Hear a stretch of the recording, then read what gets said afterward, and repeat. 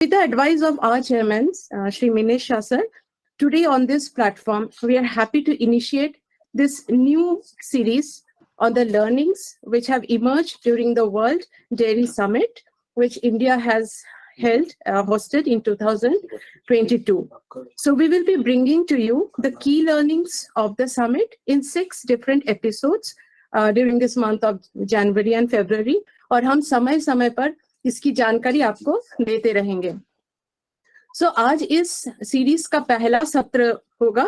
So today we will be hosting the first session, and together with it our chairman sir will be launching the series, and then we will go forward with the first session, dairy in the next 25 years, learning from the world dairy leaders. So I request chairman sir to kindly address the participants and inaugurate the series. Sir. Thank you. Good afternoon to all of you. I think most of you are aware that India hosted the World Dairy Summit with the International Dairy Federation and also the support of the Indian National Committee of IDF in Noida in the month of September last year. The summit was a huge success, and in fact, मतलब ये ऐसा summit हम 48 साल के बाद हमने दूसरा summit किया. इससे पहले हमने 1974 में समिट किया था दिल्ली में. तो ये 48 इयर्स के बाद हमको फिर से ऐसा अपॉर्चुनिटी मिला, और it was a good actually opportunity for us कि हम जो India has a very unique small holder dairy farming system. आप सब जानते हैं कि दुनिया में जहाँ बड़े बड़े आप डेवलप कंट्रीज की बात करेंगे डेयरी में, तो बहुत बड़े फार्म्स होते हैं, 1000, 2000, 10,000 तक फार्म में कैटल होते हैं. उसके सामने हमारा बहुत ही यूनिक मॉडल है. हम 2 या 3 एवरेज पशु रख के हमारा डेयरी फार्मिंग सिस्टम चलता है. तो ये एक जो यूनिकनेस है हमारी फार्मिंग सिस्टम की, वो हम दुनिया को बता पाए. So that was the most important thing. Apart from that, we were also able to show them the importance of livelihood. Means milk and milk products are very good source of nutrition. We all know. Even the developed countries, they take milk as a source of nutrition. But साथ में in India, if we see, milk is also livelihood. Means if you see the animal husbandry and dairy sector, it provides livelihood to more than 80 million families, और 8 करोड़ लोग से ज्यादा आज family daily कुछ ना कुछ तरह से डेयरी से इनकम जनरेट करते हैं और उससे अपना लाइवलीहुड निभाते हैं. तो ये एक दूसरा एक इम्पोर्टेंट पहलू था जो हमने डेमोस्ट्रेट किया, एंड इसीलिए शायद हमने ये समिट का थीम भी रखा था, dairying for livelihood. Dairying livelihood भी है, डेयरिंग न्यूट्रिशन भी है. तो ये एक दूसरा चीज था जो हमने आई थिंक दुनिया को डेमोस्ट्रेट किया. 1500 से ज्यादा पार्टिसिपेंट्स इसमें थे, जिसमें से करीब 300 पार्टिसिपेंट फॉरेन डेलीगेट्स थे जो करीब 50 देश से आए हुए थे. तो इतनी बड़ी संख्या में, पर्टिकुलरली ये पैंडेमिक हमने देखा पिछले 2 साल में क्या हाल था, उसके बाद इतनी बड़ी संख्या में बाहर से फिजिकली आना, पार्टिसिपेट करना, इंडिया में कहीं ना कहीं आके हमारा डेयरी सिस्टम देखना एक बहुत ही यूनिक इवेंट था. और इससे हमें बहुत ही एक प्राउड फीलिंग मिली कि हम अपने देश में इवेंट कर पाए. और इसके साथ साथ हम साथ में इस समिट से ये भी हमने देखा कि समिट के साथ साथ हमने एक एग्जीबिशन भी वहाँ रखा था. तो पहले तो हमने एग्जीबिशन एक सेम इवेंट में, वो एग्जीबिशन में भी हमने देखा कि इतना इंटरेस्ट आया बाहर की फॉरेन कंपनीज से, हमारी यहाँ की कंपनीज से, कि हमें और एक इनॉग्रेट किया. On the first day it was inaugurated in the morning by the honourable prime minister. Same day in the evening जो फार्मर्स के साथ हमारा कंक्लूडिंग सेशन था, so our cooperative minister Shri Amit Shah ji came and he concluded the farmer session on the first day itself. उसके बाद भी जो हमारा समिट चला, हर एक दिन कुछ ना कुछ सेशन में we have seen either the union cabinet ministers or union state ministers, they came, they addressed the gathering, and they also actually interacted with the foreign delegates and requested us that whatever deliberations we have, whatever recommendations we made, summit should reach the government and government will take these recommendations very seriously. तो एक इतना अच्छा एक बड़ा event NDDB साथ में सारे ही cooperative, सारे ही प्राइवेट इंस्टीट्यूशंस जो भी डेयरिंग सेक्टर से जुड़े हैं, हम सब साथ में मिलके किया. ये भी एक बहुत अच्छा एक एक्सपीरियंस भी रहा and it also sent a good message to the external community that when it matters we are all together. So ये भी एक बहुत अच्छा एक अपॉर्चुनिटी था हमारे लिए दुनिया को दिखाने के लिए कि हम सब एक है और सभी का जो एफर्ट्स है, सब जो सेक्टर में अपना अपना योगदान दे रहे हैं, उसी की वजह से शायद हम आज दुनिया में सबसे बड़े मिल्क प्रोड्यूसिंग कंट्री है. हम सबसे ज्यादा दूध का उत्पादन भी करते हैं, सबसे ज्यादा पशु भी हम रखते हैं और पशु रखने के बावजूद सबसे ज्यादा जो उनके जो इनहेरेंट प्रॉब्लम्स हैं, जो काफी टाइम हमें ब्लेम किया जाता है कि उससे आप एनवायरमेंट को प्रदूषित करते हैं या ग्रीन हाउस के एमिशंस बढ़ जाता है. हमने शायद दुनिया को ये भी दिखाया कि हमारे पास ज्यादा पशु है लेकिन हमारा जो स्मॉल डेयरी होल्डिंग सिस्टम है वो एनवायरमेंटली ज्यादा सस्टेनेबल है. Because our, if you see the nutrition pattern, see our some of the health related measures or breeding related techniques which we use, they are much more environmental friendly. And इससे एक और अच्छा message भी गया. And lastly जब concluding session में जब international dairy federation के प्रेसिडेंट से भी जब बात हुआ और उनको बोला गया कि आप इसको how do you rate and आप यहाँ से क्या लेके जा रहे हैं फॉर दिस समिट, तो उन्होंने ये बोला कि जो डिजिटाइजेशन, जो दूध की जो पूरी हमारी जो वैल्यू चेन है right from cow to consumer, तो डिजिटाइजेशन में जो इंडिया ने एफर्ट्स किए हैं शायद और कोई ही ऐसा डेवलप्ड कंट्री हो जहाँ पे इतना सारा पूरा चेन डिजिटाइज हो चुका है. मतलब आज के दिन में भी हम फार्मर से जब दूध लेते हैं उसको उसका पूरा ऑल्दो कितना भी उसका वॉल्यूम हो, 600 ml दूध भी लेके आएगा लेकिन उसको पूरा उसका क्वांटिटी मालूम पड़ जाएगा, उसको वहीं पे फैट, एसएनएफ और उस दिन के रेट के हिसाब से ही विल नो कि मुझे आज मैंने जो दूध दिया उससे मुझे इतना पैसा मिलने वाला है. और पूरा ही एक फेयर एंड ट्रांसपेरेंट जो हमारा प्रोक्योरमेंट सिस्टम है. And similarly at the consumer level जो हमने डिजिटाइजेशन किया है या प्रोडक्टिविटी एनहांसमेंट मेजर्स के लिए जो हमने डिजिटाइजेशन किया है, जैसे इनाफ है और हम सारे ही हमारे, चाहे वो एनिमल आर्टिफिशियल इंसेमिनेशन हो या एनिमल के न्यूट्रिशन रिलेटेड इंटरवेंशंस हो या वैक्सीनेशन हो, हम सारी ही चीजें एक पोर्टल के थ्रू हर एक पशु के लिए हम पोर्टल में रखते हैं और जब भी पॉलिसी लेवल डिसीजन लेना है तो हमारे पास सारा ये डेटा उपलब्ध होता है. तो ये एक डिजिटाइजेशन जो हमारा प्रोग्रेस है और इंडिया ने जो एक लीडिंग पोजीशन जो आईटी सेक्टर में अपना बनाया, वो भी एक अच्छा अपॉर्चुनिटी हमें मिला कि हम दुनिया को बता सके. तो आई एम हैप्पी कि ये आज we are going to this important series on the learnings what we had during the International Dairy Federation's World Dairy Summit. और वो लर्निंग को, क्योंकि बहुत सारे आप में से लोग शायद उसका हिस्सा बन पाए थे, बहुत सारे लोग नहीं भी बन पाए थे, तो we will try to reach you out, we will try to showcase some of the learnings which we had, some of the speakers what we had, they are going to directly talk to you and inform what was actually showcased to foreign delegates, what were the deliberations, what was their impression about the dairy summit. And I'm again thankful to all of you for joining this seminar or series in a very thank you. Thank you sir. तो जैसे chairman sir ने कहा कि ये summit के दौरान तो पूरी दुनिया ने, the entire world saw the unique economy of the small and medium farmers, and we were also able to showcase the digital system from the cow to consumer and जो fair and transparent business होता है from the village to the consumer level tak. And milk is livelihood, and also our dairy system, which is small and marginal farmer जो backbone है, it's so environmental friendly. So हम लोग इस series को 6 अलग-अलग episodes में लेके जाएंगे और उसकी जानकारी आपके email में and WhatsApp groups में देते रहेंगे.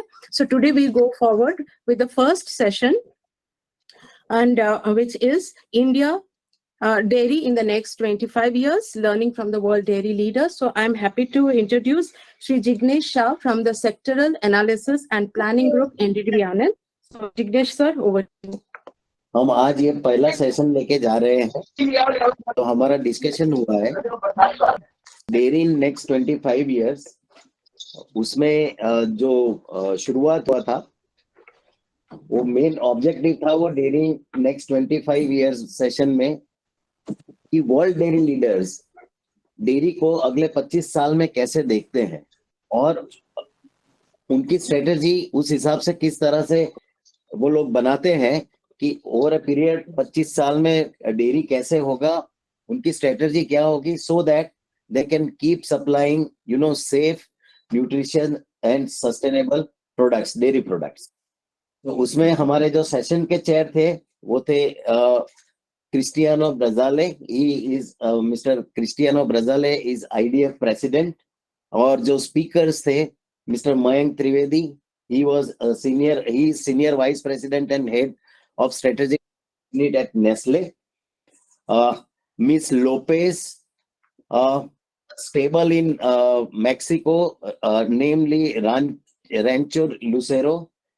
Mr. Zhang, who is CEO in Yili company in China. उनका प्रेजेंटेशन वीडियो प्रेजेंटेशन था.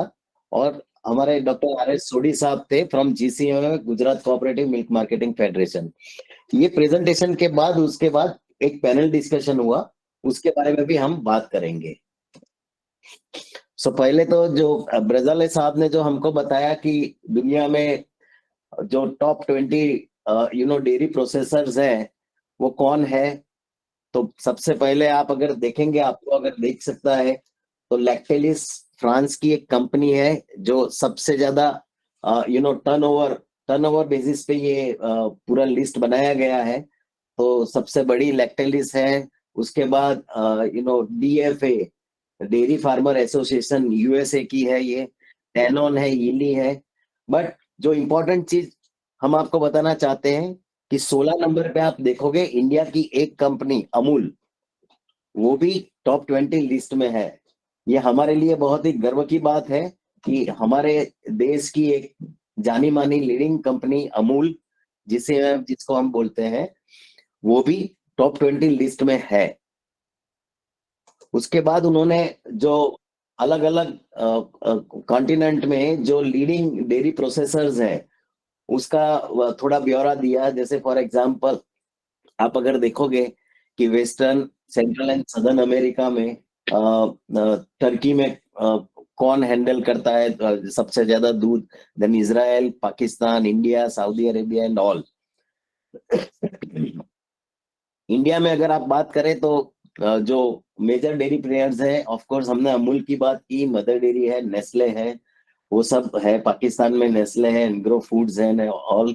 Saudi Arabia Almarai, SADAFCO and likewise. ऐसे हर एक एरिया की उन्होंने आप देखेंगे southern, eastern and eastern Asia का भी उन्होंने कौन कौन सी बड़ी बड़ी कंपनियां हैं उनका जिक्र किया, जो टर्नओवर के बेसिस पे जो बड़ी कंपनी है. And same is in for Africa में जैसे सेंट्रल डेनॉन है और डिलाइस है, ये सब कंपनी का उन्होंने जिक्र किया. उसके बाद जो पहले स्पीकर थे हमारे नेस्ले से मिस्टर मयंक त्रिवेदी, उन्होंने नेस्ले के बारे में थोड़ा हमें जानकारी दी कि नेस्ले अभी क्या कर रहा है, आगे क्या करने वाला है, एंड उनका सेक्टर के प्रति, ये एरिया के प्रति क्या कमिटमेंट है आगे, उनके बारे में उन्होंने जानकारी दी. सो नेस्ले ये नहीं बोल रहा है, उन्होंने बहुत स्पेसिफिकली बोला कि Nestle is not only providing the product, Nestle is the leading nutrition, health and wellness company. It's not only supplying some XYZ product. That's what he articulated. And with global operation. हम देखेंगे global operation कैसे है। It's a top leading company in F&B, food and beverages. अगर हम 2021 की उनकी बात करें तो 155 साल से नेस्ले एग्जिस्ट करती है और 200 से ज्यादा ब्रांड है उनका। अराउंड 2.75 लाख एम्प्लॉयज हैं उनके। Almost in all the countries in the on the globe, they are having a presence, barring few. 186 countries में उनकी प्रेजेंस है। 354 फैक्ट्रीज है 79 कंट्रीज में। एंड उनका टोटल जो टर्नओवर है ग्रुप सेल्स, वो स्विस फ्रैंक में लिखा है 87.1 बिलियन। एंड सरप्राइजिंगली आपको जान के ये आश्चर्य लगेगा कि उनकी 1 बिलियन प्रोडक्ट डेली बिकती है। 1 बिलियन मतलब 1000 लाख प्रोडक्ट हमारे हिसाब से, नंबर्स, यूनिट्स। सो वो क्या करते हैं, वो फार्मर के साथ और एनिमल्स के साथ प्रति उनकी क्या प्रतिबद्धता है उसके बारे में उन्होंने बताया है। आज की तारीख में 2 लाख डेयरी फार्मर्स उनको डायरेक्ट दूध दे रहे हैं इन 27 कंट्रीज। 2 lakh dairy farmers. उनके सामने आप हमारा स्केल देखिए, हम क्या बोलते हैं। हमारे कितने लाख फार्मर्स हैं जो कोऑपरेटिव के साथ जुड़े हैं। 1 2 करोड़ फार्मर्स। तो हम उससे 100 गुना ज्यादा हमारा नेटवर्क है इंडिया में। और वो लोग एनिमल वेलफेयर इंप्रूव करने के लिए काम करते हैं, एग्रीपेडिने और शीप प्रोग्राम्स कंडक्ट करते हैं, चलाते हैं। They are also into empowering women in dairy sector, वो सब काम कर रहे हैं। Basically they are working in 3 broad verticals. वो है इंडिविजुअल एंड फैमिलीज, जिसमें वो प्रोडक्ट और उसकी बात कर रहे हैं। देन कम्युनिटीज, जिसमें कम्युनिटी डेवलपमेंट की बात हो रही है। एंड फॉर द प्लेनेट, जो green house gas emission reduction, carbon neutrality, zero carbon, वो सब की बात करते हैं। उसमें भी वो लोग अपना कमिटमेंट उन्होंने बताया है। उन्होंने एक अच्छा टॉपिक रेज किया था कि न्यूट्रिशन और सस्टेनेबिलिटी, ये दोनों वर्ड साथ साथ नहीं जा सकते। तो उन्होंने बोला नहीं, हम काम कर रहे हैं कि न्यूट्रिशन एंड सस्टेनेबिलिटी दोनों एक साथ जाए। कैसे जाए कि द मोमेंट यू से वी से कि हम उसको सेक्टर को ग्रीन करेंगे तो वो थोड़ा कॉस्टली हो जाता है। तो बोले हम प्रोडक्ट एंड प्रोसेस इनोवेशन से कंटिन्यूअसली काम करते रहेंगे and will see to it कि आपको डेयरी प्रोडक्ट्स एफोर्डेबल प्राइस पे मिले और हम ये सेक्टर को भी ग्रीन करें। सो उनका अभी जो टारगेट है to reduce methane emission by GHG emission by 20% by 2025, 50% by 2030 and net zero by 2050। उसके बाद ये मैडम थी Miss Lopez. She is a member of board at Rancho Lucero, one of the main stables in Latin America, Mexico में है ये। हम आपको उसके बारे में थोड़ा जानकारी दे रहे हैं। रेंचो लुसेरो नॉर्थ सेंट्रल मैक्सिको में लोकेटेड है और उनके पास 22,000 डेयरी काऊ है एक ही स्टेबल में, एक ही फार्म में। एंड डेली मिल्क प्रोडक्शन है 8 लाख लीटर। और अभी इस बार 2023 का उनका टारगेट है they will reach 10 lakh litre of milk production daily. 2006 में उन्होंने पूरा रेलवे का पोर्ट बना दिया सो दैट वो कैटल फीड और जो ग्रेन और वो सब है जो खिलाने के लिए वो सब लेके आ सके, है ना। They have also established Rancho Lucero Engorda in 2021, beef cattle का एक यूनिट बनाया in addition to milk production.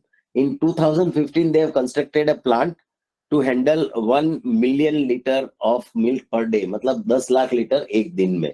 और उसमें वो लोग fat free milk, protein, casein, way protein and milk fat. हम एक छोटा सा वीडियो चलाएंगे मतलब जस्ट समझने के लिए कि स्केल ऑफ ऑपरेशन क्या है, ये लोग कैसे काम करते हैं एक फार्म में। आप देख के जस्ट 2 मिनट का वीडियो है। ऑडियो शायद नहीं आए पर वैसे भी वो लैंग्वेज समझ में नहीं आ रही है, वो मैक्सिकन लैंग्वेज में है। जस्ट ये इतना बड़ा उनका शेड है, ये फार्म है उनका। 22,000 animal, only dairy animal.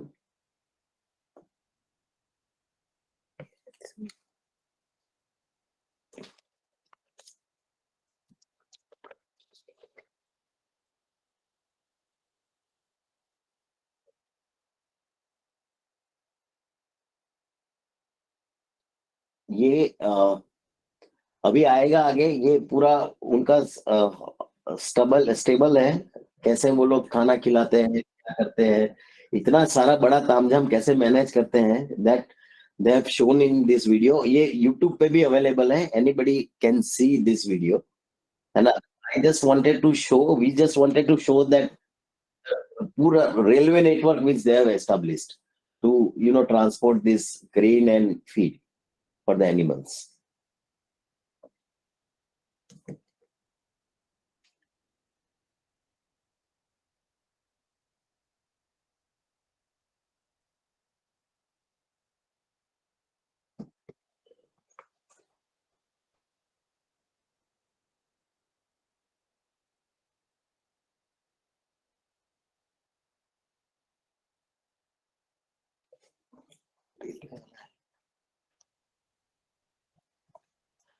Yeah. This is the complete milking which is taking place.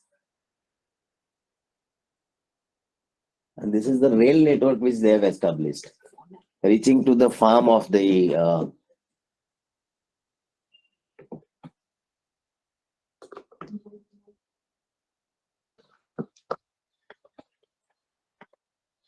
yeah.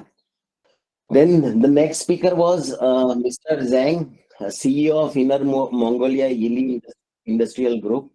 He's also Vice President of China Dairy Industry Association and Vice Chairman of Inner Mongolia Federation of Industry and Commerce, and also board member of UNCG Network China.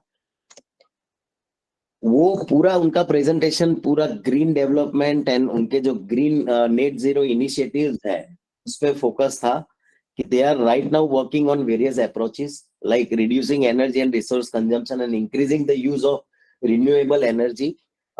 Also they have launched net zero carbon products like net zero carbon milk, yogurt, milk powder and ice cream. They are also enhancing their supply chain, net zero carbon supply chain. And they have done this carbon emission inventory for 12 consecutive years, and then they have come up with, they have launched their Net Zero Carbon Alliance and released a Net Zero Carbon Roadmap to lead the entire industry towards a Net Zero Carbon future. उन्होंने Yili Future Intelligence and Health Valley Project भी एक launch किया है, which is China's first net carbon demonstration area integrating industrial and urban functions in China. They are also encouraging, green consumption. Like उन्होंने क्या किया, अपने जो packs थे उसको ink free कर दिए. They stop printing it on World Environment Day this year. And they are actual active supporter of green consumption and committed to protect the planet. That's what Mr. Zhang said. उसके बाद हमारे सोडी साहब का presentation था. This is from India, Gujarat cooperative milk marketing federation. उन्होंने बताया कि ये जो फर्स्ट आईडीएफ समिट हुआ था 1974 में, आज से 48 ईयर के पहले, तब इंडिया का milk production was around 26 million metric ton, जो 6% ही ग्लोबल प्रोडक्शन का मतलब हिस्सेदारी थी ग्लोबल प्रोडक्शन में इंडिया का. आज की तारीख में जब ये 48 साल बाद जब ये समिट हो रही है, तो today we are producing 209 almost 210 million metric ton and we account for 23% of global milk production. From 50s, if you see, the population of India has increased by 3.8 times, but milk production has gone up by 12.3 times. As a result, what happened? कि आपका milk production growth is much more than the population growth, and this has led to increased per capita availability, which we will see. So what he pointed out is कि in 70s if we talk about, तो आप India ले लो, Australia ले लो, New Zealand ले लो, सबका production almost same था. From there, India has traversed a path and became number one in milk production in 1998, and still we are number one in terms of milk production. So as we said, the world milk average per capita availability has grown at about 3%, world average है 308 ग्राम के आसपास, हमारा per capita availability है around 428 grams, which is almost 35% higher than the world average. और एक हमारी एक खास बात है हमारे इंडिया का मिल्क प्रोडक्शन की, अगर आप देखें कि हमारा almost half of the milk is buffalo milk, 55% cow milk, 45% buffalo milk. Buffalo milk में 25%, आप सबको पता होगा, आप ये सेक्टर से जुड़े हुए हैं, 25% higher milk solids in buffalo milk as compare to cow milk. So अगर हम बाकी देश में जो वो लोग जो मिल्क प्रोडक्शन बताते हैं वो उनके पास सिर्फ गाय है, उनका मिल्क प्रोडक्शन सिर्फ गाय का है. हमारा मिल्क प्रोडक्शन गाय और भैंस का मिला के है. तो अगर हम इसको मिल्क सॉलिड में कन्वर्ट करें, so it is 25% higher than what actually we report as a milk production estimate figure. That's what he indicated. Now he also talked about how you are traversing over next 25 years, how India would fare after 25 years. So उन्होंने बताया कि population 1.67 million तक पहुंचेगा. उन्होंने ये भी बोला कि आप अगर पिछले 10 साल का मिल्क प्रोडक्शन ले लो तो it has grown by about 6%. अगर आप पिछले 50 साल का ले लो तो it has grown about by 4.9%. तो उन्होंने ये बोला कि will take a modest CAGR of growth in milk production 4.5% for next 25 years. तो हम लोग 628 मिलियन मेट्रिक टन पहुंचेंगे बाय 2046. और इसके हिसाब से हमारा जो वर्ल्ड प्रोडक्शन में शेयर रहेगा वो करीब 23% से बढ़ के 45% तक पहुंच जाएगा. और हमारी पर कैपिटा कंजम्पशन उस टाइम पे, क्योंकि हम जो पैदा करेंगे वो सब तो कंज्यूम नहीं कर पाएंगे, पर कैपिटा कंजम्पशन रहेगा around 852 ml per day. And उस हिसाब से 128 अगर आपका मिल्क प्रोडक्शन है मिलियन टन, तो आपका 517 आपका कंजम्पशन हुआ, तो बाकी रहा 111 मिलियन मेट्रिक टन. वो दूध आपका एडिशनल है and which India has a fair chance to export. और इस बार हमारे जो IDF समिट का जो इनॉग्रेशन हुआ था, तो हमारे माननीय प्रधानमंत्री और हमारे जो कोऑपरेशन मिनिस्टर है श्री अमित शाह जी, दोनों ने बोला कि अब इंडिया को देखना है कि एक्सपोर्ट कैसे करे. तो ये एक उन्होंने बहुत अच्छा वो बताया सोडी साहब ने कि हमारे पास करीब 111 मिलियन टन दूध बचेगा 25 साल बाद, जिसको हमें सोचना चाहिए हम एक्सपोर्ट करेंगे. आज की तारीख में अगर आप ग्लोबल डेयरी ट्रेड देखोगे, it is around 90 million ton. ठीक है, what he is saying, many countries will attain self sufficiency and over a period by 2046 the global dairy trade would be around 150 million ton. उसमें से अगर आपको 111 आपको share करना है, so definitely you need to put in lot of efforts.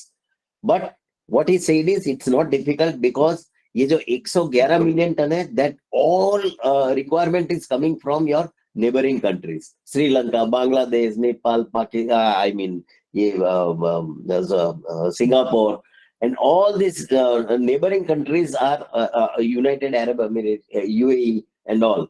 So it is very much possible that we can attain this target. उसके बाद उन्होंने इंडिया डेयरी इंडस्ट्री कैसे सक्सीड किया, किस तरह से हुआ, उसके बारे में भी बहुत बात किया है. और उसमें उन्होंने सबसे ज्यादा बोला कि जो हमारा स्मॉल होल्डर सिस्टम है, कोई 800 ml दूध, जैसे अभी चैनल साहब ने बताया, कोई 800 ml दूध लेके आया, कोई 1 लीटर दूध लेके आया, दिन में 2 बार कलेक्ट करना है. बट जो कोऑपरेटिव ने जो नेटवर्क एस्टेब्लिश किया अंदर ऑपरेशन फ्लड, और उनको जो रेगुलर पेमेंट मिलता गया और डेयरी फार्मर्स को, उसी की वजह से हमारा स्मॉल होल्डर सिस्टम सस्टेन हुआ है. क्योंकि that system has given enough bargaining power to the small holders. नहीं तो वो 800 ml 1 लीटर दूध लेके कहाँ बेचने जाता. So he also emphasised that point.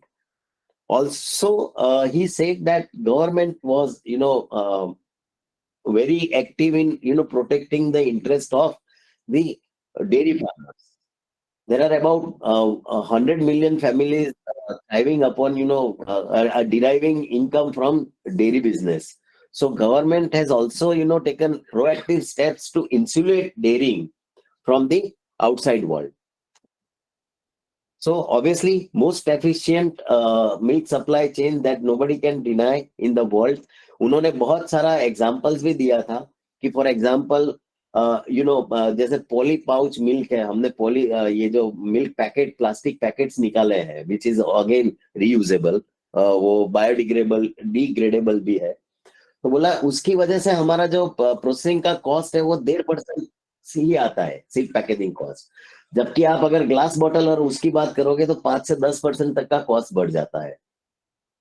So at every level he has said that we are so much cost efficient कि हमारा वो जो प्रोसेसिंग कॉस्ट है, processing, transportation and marketing cost, वो हमारा बहुत ही कम है आज की तारीख में compare to the western countries और dairy develop countries.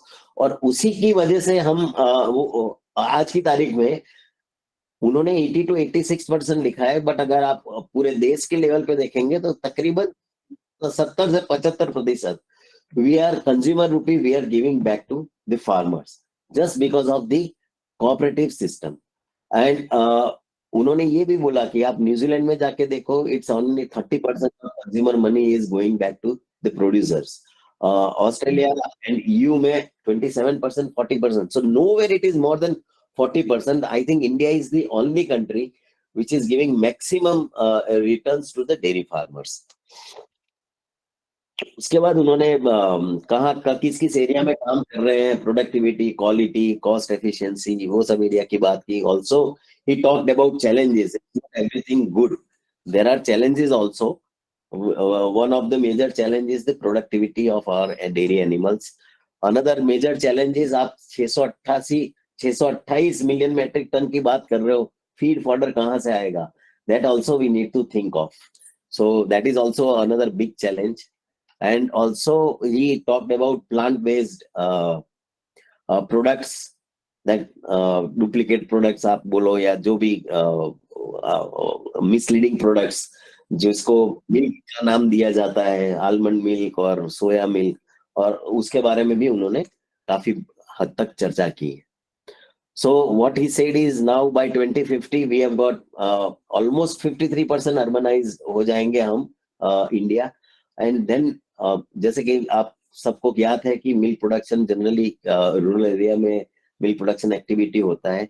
So rural area is going to shrink over a period. Urban area is going to increase, so you have got more mouths to feed and less hands to produce. उसके बाद panel discussion था. Panel discussion में moderator हमारे रहे हैं हमारे honourable Indian minister of fisheries Shri Purushottam Rupala ji.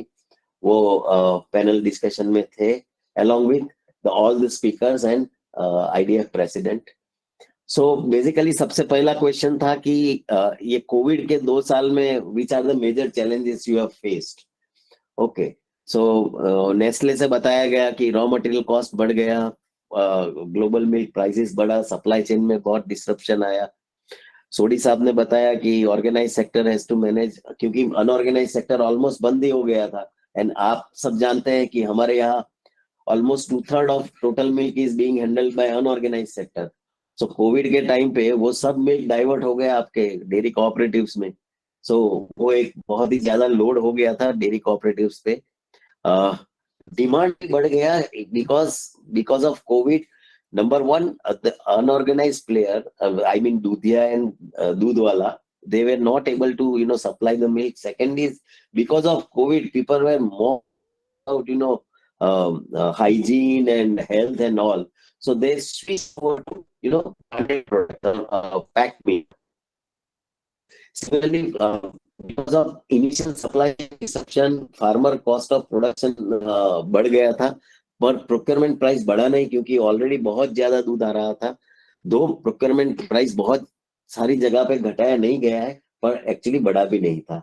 And जो madam Lopez थी जो मैक्सिको की, उन्होंने बोला कि cost of production or supply of machinery was delayed because of the COVID. Second चीज बोला कि सेकेंड क्वेश्चन था how we can ensure by the role of dairying a healthy diet is being produced in a sustainable manner and recognized by consumer and decision maker. So Nestle के मयंक त्रिवेदी साहब ने बोला कि entire dairy industry is committed to sustainable value chain, and उन्होंने ये बोला कि हमें अगर सस्टेनेबल बनाना है डेयरी वैल्यू चेन को, तो हमें कंज्यूमर को भी एजुकेट करना पड़ेगा, because consumer should also know that they may have to pay extra for getting a sustained supply of milk and milk products. क्योंकि जब तक ये पूरा ऑपरेशन सस्टेनेबल नहीं बनेगा, वो एक डिस्ट्रप्शंस आते रहेंगे बीच बीच में. सो उनका एक फोकस बहुत ज्यादा था कि consumer education is very important to make this system sustainable. Sodhi साहब ने बोला कि sustainable means different meaning to different people. अगर कोई भूखा है तो बोला सबसे पहले मैं पेट भरूंगा, उसके बाद सस्टेनेबिलिटी की बात करूंगा, है ना. आदमी जब भूखा रहेगा तो सस्टेनेबिलिटी नहीं आती दिमाग में. So that's what he explained. And what he said is sustainability for an industry is to have a profitable business. Sustainability for some countries to ensure food safety. Sustainability for consumer is to get a best product at a lower price. And he said Indian production system is of course sustainable because our animals are thriving on crop residue. We are not, growing exclusive fodder for our animals, barring in some cases. So basically our animals are not animals, and humans are not competing for land, and that is the best part of our production system. Madam Lopez said making dairy products affordable for everyone, and Yili stand again. Mr. Zhang was he was again focusing on carbon neutrality goals and all. So then the next question was imitation products in the market and how to handle that. That's what has been asked. So to that, Mr. Mayank Trivedi said that plant-based products are not substitute to milk in terms of nutrition. Okay, so that is not a question. Similarly, on the same line, Mr. Sodi said that yes, dairy industry need not have to worry because see, a consumer buys a product on three basic aspects like taste, nutrition, and affordability. Soya milk, almond milk, वो सब इतने सस्ते दाम में मिलेगा नहीं, इतना ज्यादा न्यूट्रिशन भी नहीं मिलेगा. So anyway, dairy industry need not worry on this count. But yes, what he said is that you need to keep focusing on consumer awareness, and you should take legal actions wherever needed.